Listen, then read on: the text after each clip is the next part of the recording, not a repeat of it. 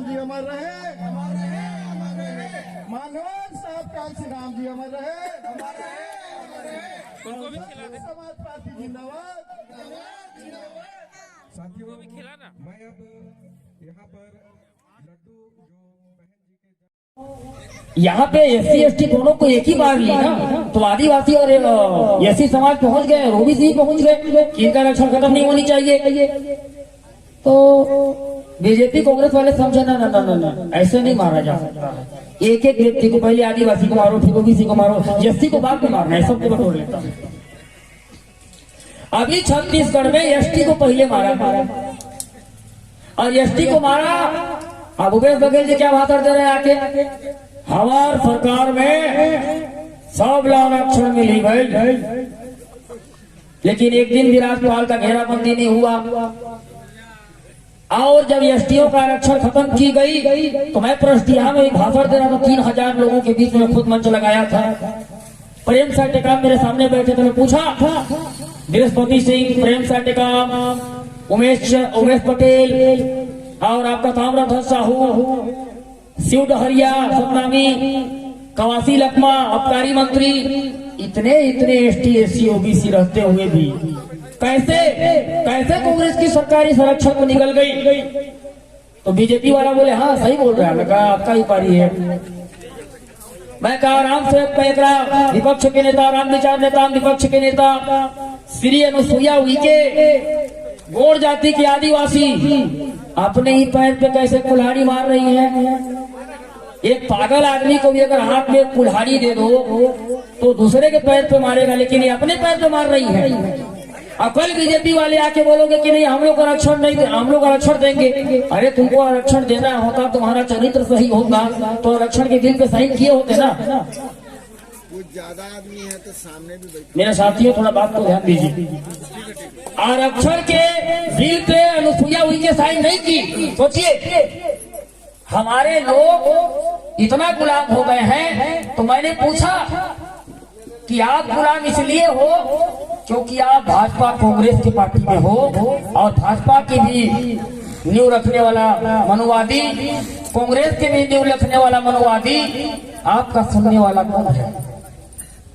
और आज आप लोग कहते हैं कि आज छुआछूत नहीं हो रही है, आज बीएसपी आगे नहीं बढ़ रही है। हाँ, आज बीएसपी आगे इसलिए नहीं बढ़ रही है क्योंकि बीएसपी की जितना नेता पैदा किए गए थे सब एक एक व्यक्ति आज अपने स्वार्थ में है। नहीं तो बीएसपी किसको सरपंच नहीं बनाई, बीएसपी किसको पंच नहीं बनाई, बीएसपी किसको रैली नहीं ले गई, बीएसपी किस व्यक्ति को गाड़ी में अपना बैठा के रैली, जब मानमोहन कांतीराम साहब रैली करते थे तब पूरा ट्रेन फ्री हो जाती थी कि नहीं होती थी। आज वैसा कोई नेता पैदा क्यों नहीं हो रहा है? क्योंकि उनके अंदर में, उनके मन में स्वार्थ है। मेरे साथियों मैं कहना चाहूंगा एसटी एससी ओबीसी के लोगों, अगर आप नहीं जागे तो एक दिन वो दिन आएंगे जब आपके पीछे झाड़ू लगाएंगे और आपको थूकने ही पाबंदी लगा देंगे। आज भी वो दिन आ चुके हैं, कहीं कहीं हो गया है ऐसा। अभी मैं पिछले साल की कथा बताऊं, एक यामिनी साहू है कथावाचक। यामिनी साहू को एक शुक्ला ने कहा कि इस बार यही कथा सुनाएगी। ब्राह्मणों के खोपड़ी में बात खटक गई, शूद्रो स्त्री विद्या नाधितम। ये कैसे कथा सुनाएगी? पहला तो शूद्र जाती है, दूसरा ये स्त्री जाती है। अगर ये कथा सुनाएगी तो हमारा सर्वनाश। हरिओम तोस नमस।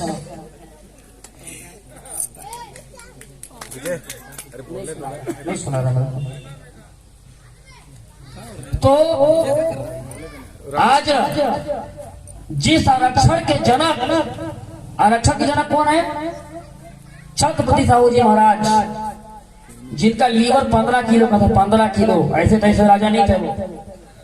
आप लोग गोली और बंदूक से लड़ने के लिए हम लोग आज सोचते हैं, वो हाथ से लड़ते थे।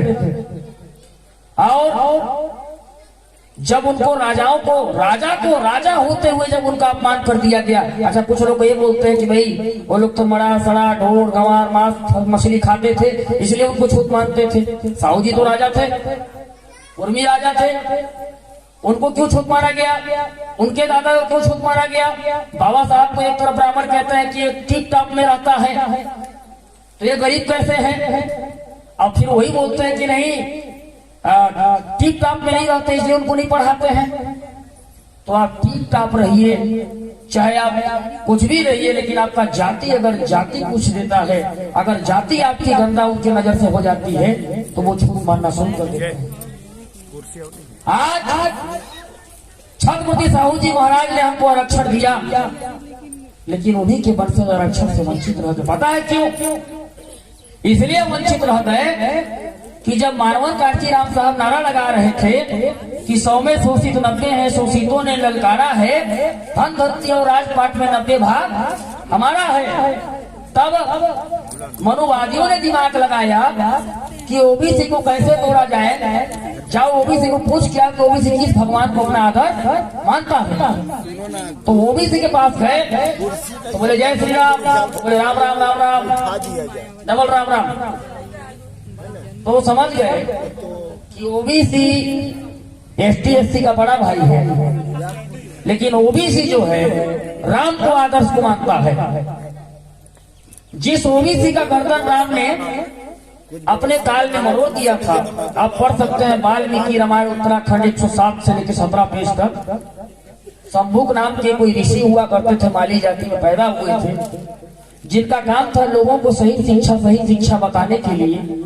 ये बात जब पता चलती है तब गुरु वशिष्ठ नारद से कहते हैं कि ऐसा क्यों हुआ। तब नारद कहते हैं शूद्र तपस्या कर रहा है, जिसको ज्ञान देने का कोई हक नहीं है। शूद्र कौन है? ओबीसी। हम लोग अछूत है, उससे भी नीचे है, 8 लेवल एसटी एससी। मेन शूद्र कौन है? ओबीसी। तो शूद्र को तपस्या ज्ञान लेने का कोई अधिकार नहीं है, इसलिए इनकी गर्दन काटी जानी चाहिए। और शंभुक ऋषि की गर्दन काटी गई। मेरे साथियों, उस राम को आदर्श मानने लगे तब ओबीसी, लेकिन उस समय इस बात को पता चला लोगों को, तब इन्होंने एक नियम लगाया कि अब एसटी और एससी ओबीसी के सूत्रधार बन गए हैं, ये लोग एक दूसरे में नहीं लड़ेंगे, इनको लड़ाना है तो मुसलमानों से लड़ा दो। और मुसलमानों से आतंकवादी रथ यात्रा निकाल कर लड़ा दी गई और सारे लोग राम मंदिर के पीछे चले गए। बोले सबसे पहले मंदिर बनाना जरूरी है, आरक्षण तो बाद में ले लेंगे। और जब यही बात मानकर ओबीसी मंदिर बनाने चली गई तब लोगों ने पूछा जगदेव प्रसाद से कि भाई आपके 90 भाग वाले किधर गए? बोले 90 भाग वाले 90 में राम मंदिर बनाने चले गए। मेरे साथियों, इसलिए मैं आपको कहना चाहूंगा, मानवर कांचीराम साहब जमाने ने दीदी सिंह से साइन करवाए कि एसटी एससी को तो आरक्षण मिला ही है, लेकिन ओबीसी 52% जनसंख्या है। बाबा साहब ने 1932 में की जनसंख्या गणना कराई, आज दिल्ली की जनसंख्या गणना हो गई, लेकिन एसटी एससी ओबीसी का जनगणना नहीं होती है। तो बाबा साहब डॉक्टर अम्बेडकर ने जनगणना कराई थी, उस आधार पर मानवर कांचीराम साहब ने 27% आरक्षण दिलाने का काम किया, लेकिन उनके बातों पे अमल करने वाले ओबीसी नेता खरा कम उतरे। आज तो एसटी एससी भी बहुत कम उतर रहे हैं, इसलिए हमारे आरक्षण हाथ से निकल रहा है। यहाँ भी देखे होंगे अभी 27% आरक्षण की जैसे ही बात की भूपेश बघेल, मनुवादियों ने खींच करके उस आरक्षण के बिल को हाईकोर्ट ले गया और लास्ट में आरक्षण को निपटा दिया। तो हमारे आज आरक्षण छीने जा रहे हैं, कल आपके अधिकार को भी छीन दिया जाएगा और परसों दिन आपको घर में बंद कर दिया जाएगा और ये कहा जाएगा कि हरिओम तहस नहस। मेरे साथियों, आज मेरे माता जी, मेरे बहन अच्छा टिप टॉप पहन के चलती हैं और गाना गाती हैं एक शंकर भगवान जी का कि भोले बाबा तेरे दरबार में जो आते हैं झोलियां भरते हो, खाली वो नहीं जाते हैं। अरे अगर किसी दुनिया के तमाम नारियों का अगर झोली भरा है तो बाबा साहब डॉक्टर अम्बेडकर ने भरा है। अगर कोई दुख सहा है तो मेरी माँ सावित्रीबाई फुले उस दुख को सही है, राष्ट्रपिता महात्मा ज्योतिराव फुले उस दुख को सही है। आपके भोले बाबा आपका झोलिया को नहीं भरते हैं, भोले बाबा दिन रात गाजा में मगन रहते हैं। सावन सोमवार उपास रखती है माताएं मेरे, कहते हैं मुझे शंकर जैसा पति मिले। सभी का पति शंकर जैसे दरबार का बराबर है। अच्छा, कुंवार आदमी रहता है तो समझ जाता है कि दरबार का जहाँ पति के लिए रह रहा है, लेकिन शादीशुदा कितने माताएं मैं देखा हूँ सावन सोमवार उपास रहती है। तो मैं समझा कि घर में टमाटर है तो बाजार कौन जाएगा, लेकिन अगर टमाटर सड़ जाता है या टमाटर पसंद नहीं तो बाजार टमाटर खरीदने जाना पड़ता है। तो सावन सोमवार उपास वही रहती है ब्याह होने के बाद जिनका पति पसंद नहीं है दूसरा चीज। मेरे साथियों, मैं बताना चाहूंगा, मंदिर में जब घंटी बजती है तो भगवान सुन लेते हैं, और जब मंदिर में ST SC OBC महिला का बलात्कार होती है उसकी चीख भगवान को सुनाई नहीं देती है। क्या उस समय भगवान अंधा हो जाता है, बहरा हो जाता है? अंधा तेरा भगवान क्यों ना देख पा रहा, भगवान के मंदिर में बलात्कार हो रहा। अंधा तेरा भगवान क्यों ना देख पा रहा, भगवान के मंदिर में बलात्कार हो रहा। आस्था की बलि चढ़ गई आस्था के दर पे, जल्लादों का है पहरा भगवान के घर पे। गूंगा तेरा भगवान क्यों ना बोल पा रहा, बोल के कोर्ट में गवाही देता तो भगवान जाता कि भगवान है इस दुनिया में। गूंगा तेरा भगवान क्यों ना बोल पा रहा, भगवान के मंदिर में बलात्कार हो रहा। सरस्वती ज्ञान देती तो विद्यालय नहीं होती, भगवान करता न्याय तो न्यायालय नहीं होती। अरे गूंगा तेरा भगवान जाया जब वो भी डर रहा, भगवान के मंदिर में बलात्कार हो रहा। सही बात है कि नहीं मेरे माताएं, मेरे बहनें, मेरे साथियों? आज हम लोग अभी यहाँ थोड़ा भीड़ कम लगा है। अगर बीजेपी के नेता वेदांती तिवारी जी अगर आके बोल दें कि देखो आज कमल चक्र बटना है, सारे लोग यहाँ खड़ा होकर इंतजार करते, मेरे को 2 मिल जाता खड़ना के लिए। मेरे साथियों, इसलिए मैं आपको कहना चाहता हूँ कि दुनिया में सब कुछ बेच दो लेकिन जमीन नहीं बिकनी चाहिए। मैं आपसे पूछना चाहता हूँ, बाबा साहब डॉक्टर अम्बेडकर जब इस भारत के संविधान बना रहे थे तो क्या उनको खरीदने के लिए मनुवादी लोग नहीं गए होंगे? उनको नहीं बोले होंगे कि अम्बेडकर तुमको जो भी लेना है तुम सब कुछ ले लो, तुम सबको क्यों दे रहे हो? ऐसा बोले होंगे कि नहीं बोले होंगे? लेकिन क्या हमारे बाप ने इस बात को स्वीकार किया? क्या हमारे बाबा साहब डॉक्टर अम्बेडकर बीके? छत्रपति साहू जी महाराज 1922 में बोल के मरे थे कि मेरा बेटा भारत में अम्बेडकर एक नया क्रांति लाएगा। बाबा साहब डॉक्टर अम्बेडकर उनके सपना को, माँ सावित्रीबाई के सपना को, राष्ट्रपिता ज्योतिबा राव के सपना को पूरा करने के लिए अपने 4 बच्चों का कुर्बानी कर दी। क्यों उनके बच्चे मर गए? अगर आपकी ईश्वर में इतनी दम थी, उनके बच्चों को क्यों नहीं बचाया? उनके माँ को क्यों नहीं बचाया? उनके पत्नी को क्यों नहीं बचाया? क्या बाबा साहब किसी को मार रहे थे क्या? किसी को पीट रहे थे क्या? अधिकार की तो बात करते थे ना। लेकिन आपके ईश्वर उन्होंने, जो आप जिसको आप लोग मानते हो, वो बाबा साहब का कोई मदद नहीं किया। इसलिए बाबा साहब ने कहा ना ईश्वर मानूंगा ना मैं ईश्वर का पूजा करूंगा। और कबीर ने क्या कहा? जो तेल माही तेल चकमक माही आग तेरा ईश्वर तुम में जाग सको तो जाग। हमारे ईश्वर हमारे अंदर में है, हमारे चेतना हमारे अंदर में है। उस चेतना को, उस सिस्टम को जगाना पड़ेगा, समझाना पड़ेगा और समझना ही पड़ेगा। मेरे साथियों, आज 27% आरक्षण ओबीसी को देने की जब बात आती है तब उनके मूड में दर्द होने लगता है, उनके कपार में। जबकि 3% यहाँ ब्राह्मण है, क्षत्रिय है, वैश्य है, 15%, उनको 10% आरक्षण मिल गई है। अरे जिसने आपको आरक्षण दे दिया उसी संविधान से अगर ओबीसी को भी आरक्षण दे दोगे तो हिंदू धर्म में कौन सा बंटवारा हो जाएगी?